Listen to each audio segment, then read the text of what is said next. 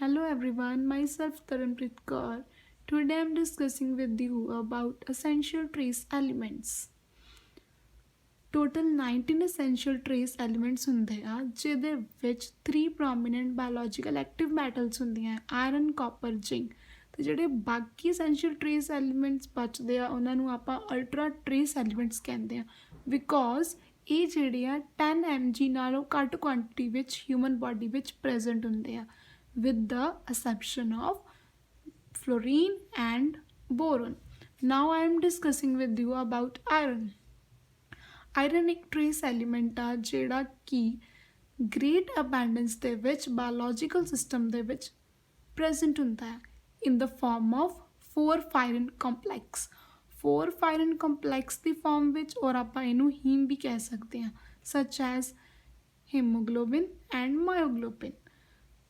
Total ਜਿਹੜਾ iron ਆ human body ਦੇ ਵਿੱਚ ਪ੍ਰੈਜ਼ੈਂਟ ਹੁੰਦਾ ਹੈ ਉਹਦੇ ਵਿੱਚੋਂ ਜਿਹੜਾ 70% ਆ ਉਹ ਹੀਮੋਗਲੋਬਿਨ ਵਿੱਚ ਪ੍ਰੈਜ਼ੈਂਟ ਹੁੰਦਾ ਹੈ ਤੇ 3% ਜਿਹੜਾ ਉਹ ਮਾਇਓਗਲੋਬਿਨ ਵਿੱਚ ਪ੍ਰੈਜ਼ੈਂਟ ਹੁੰਦਾ ਹੈ ਤੇ ਜਿਹੜਾ ਬਾਕੀ ਆਇਰਨ ਜਿਹੜਾ ਬਚਦਾ ਆ ਉਹ ਫੈਰਟਿਨ ਦੀ ਫਾਰਮ ਵਿੱਚ ਜਿਹੜਾ ਸਟੋਰ ਹੁੰਦਾ ਹੈ।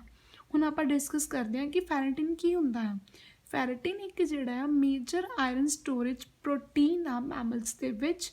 ਇਹ ਜਿਹੜਾ ਆ ਪਲਾਂਟ ਕਲੋਰੋਪਲਾਸਟ ਤੇ ਫੰਗੀ ਦੇ ਵਿੱਚ ਵੀ ਪਾਇਆ ਜਾਂਦਾ ਹੈ।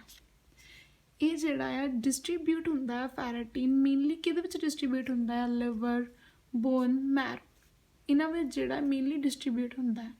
ਇਹ ਜਿਹੜਾ ਫੈਰਟਿਨ ਆ ਇਹ shell of protein sub unit ਦਾ ਬਣਿਆ ਹੋਇਆ ਆ ਠੀਕ ਆ ਤੇ ਇਹ ਜਿਹੜਾ ਸਰਾਊਂਡ ਕਰਦਾ composition that is ferric hydro oxide phosphate.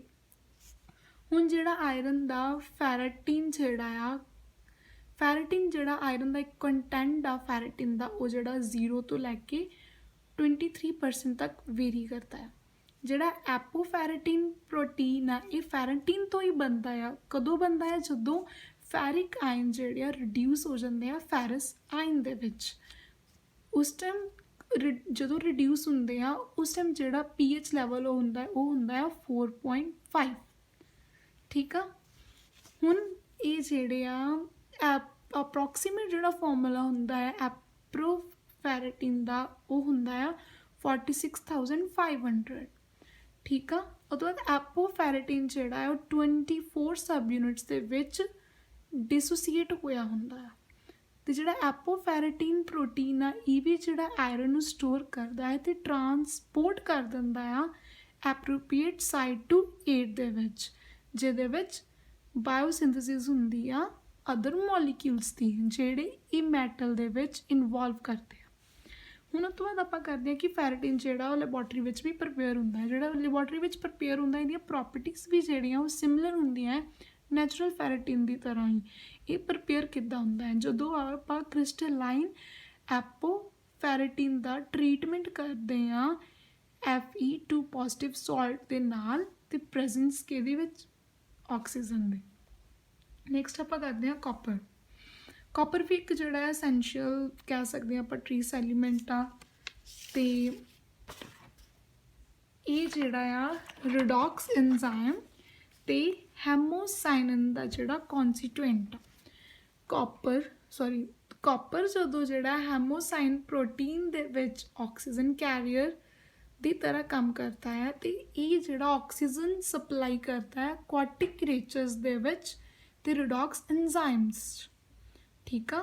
ਜਿਹੜਾ ਕਾਪਰ ਜਿਹੜਾ ਐਂਜ਼ਾਈਮ ਨੂੰ ਕੰਟੇਨ ਕਰਦਾ ਆ ਉਹ ਜਿਹੜਾ ਇੰਪੋਰਟੈਂਟ ਰੋਲ ਪਲੇ ਕਰਦਾ ਕਿਹਦੇ ਵਿੱਚ ਸਕਿਨ ਦੀ ਪਿਗਮੈਂਟੇਸ਼ਨ ਵਿੱਚ, ਬ੍ਰੇਨ ਦੀ ਫੰਕਸ਼ਨਿੰਗ 'ਚ ਤੇ ਆਇਰਨ ਦੀ ਮੈਟਾਮੋਲਿਜ਼ਮ ਵਿੱਚ ਜਿੱਥੇ ਕੀ ਆ ਹੈਮੋਗਲੋਬਿਨ ਜਿਹੜੀ ਆ ਉਹਦੀ ਫਾਰਮੇਸ਼ਨ ਹੁੰਦੀ ਆ। ਹੁਣ ਜਿਹੜਾ ਕਾਪਰ ਆ ਉਹ ਐਂਜ਼ਾਈਮ ਸਿਸਟਮ ਆ ਉਹਦੇ ਵਿੱਚ ਆਪਾਂ 2 ਟਾਈਪਸ 'ਚ ਉਹਨੂੰ ਮਤਲਬ ਸਮ ਸਟੈਪਸ ਜਿਹੜੇ ਉਹ ਇਨਵੋਲਵ ਕਰਦਾ। ਇਹਦੇ ਵਿੱਚ ਆਪਾਂ ਹੁਣ ਇਹਦੀ ਡੈਫੀਸ਼ੀਐਂਸੀ ਦੇਖਣੀ ਹੈ ਕਾਪਰ ਦੀ ਤੇ ਇੱਕ ਚੀਜ਼ ਦੇਖਣੀ ਹੈ ਐਕਸੈਸ। ਜਦੋਂ ਡੈਫੀਸ਼ੀਐਂਸੀ ਹੋ ਜਾਂਦੀ ਆ ਕਾਪਰ ਦੀ ਹਿਊਮਨ ਬਾਡੀ ਦੇ ਵਿੱਚ ਉਦੋਂ ਜਿਹੜੀ ਡਿਸੀਜ਼ ਹੁੰਦੀ ਆ ਉਹਨੂੰ ਆਪਾਂ ਕਹਿ ਦਿੰਦੇ ਆ ਅਨੀਮੀਆ।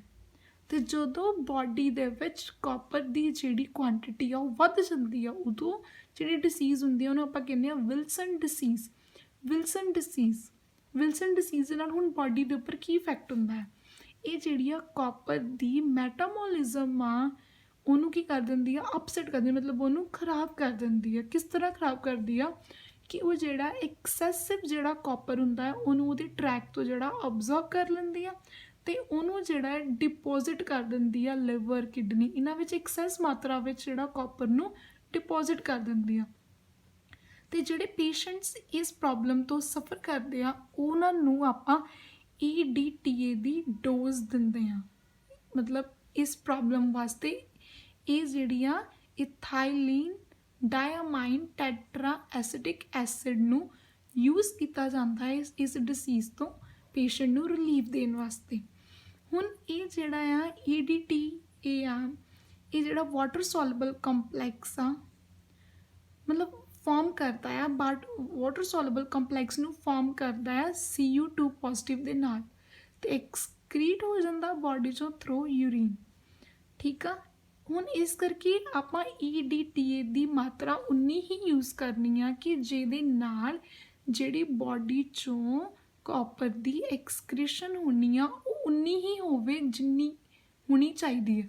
ਜੇ ਆਪਾਂ ਜ਼ਿਆਦਾ ਡੋਜ਼ ਦੇ ਦੇਵਾਂਗੇ EDTA ਦੀ ਤਾਂ ਬਾਡੀ 'ਚੋਂ ਜਿਹੜੀ ਐਕਸਕ੍ਰੀਸ਼ਨ ਹੋਣੀ ਆ ਉਹ ਜ਼ਿਆਦਾ ਹੋ ਜਾਣੀ ਆ, ਫਿਰ ਉਹਦੀ ਡੈਫੀਸ਼ੀਐਂਸੀ ਹੋਣ ਦਾ ਵੀ ਖਤਰਾ ਹੋਣਾ। ਇਸ ਕਰਕੇ ਇਹਦੀ ਜਿਹੜੀ EDTA ਦੀ ਡੋਜ਼ ਜਿਹੜੀ ਆ ਉਹ ਆਪਾਂ ਕੰਟਰੋਲਡ ਡੋਜ਼ ਦੇਣੀ ਹੁੰਦੀ ਆ ਪੇਸ਼ੈਂਟ ਨੂੰ ਤਾਂ ਜੋ ਉਹਨੂੰ ਉਸ ਪ੍ਰੋਬਲਮ ਤੋਂ ਰਿਲੀਫ ਮਿਲ ਸਕੇ। ਹੁਣ ਆਪਾਂ ਨੈਕਸਟ ਇਹਦੇ ਵਿੱਚ ਕਰਨਾ ਆ ਕੋਬਾਲਟ। ਕੋਬਾਲਟ ਵੀ ਇੱਕ ਐਸੈਂਸ਼ੀਅਲ ਟਰੇਸ ਐਲੀਮੈਂਟ ਆ ਜਿਹੜਾ ਕਿ ਐਸੈਂਸ਼ੀਅਲ ਹੁੰਦਾ ਮੈਨੀ ਆਰਗੈਨਿਜ਼ਮ ਦੇ ਵਿੱਚ ਲਾਈਕ ਮੈਮਲਸ। ਇਹ ਜਿਹੜਾ ਨੰਬਰ ਆਫ ਐਂਜ਼ਾਈਮਸ ਨੂੰ ਐਕਟੀਵੇਟ ਕਰਦਾ ਆ।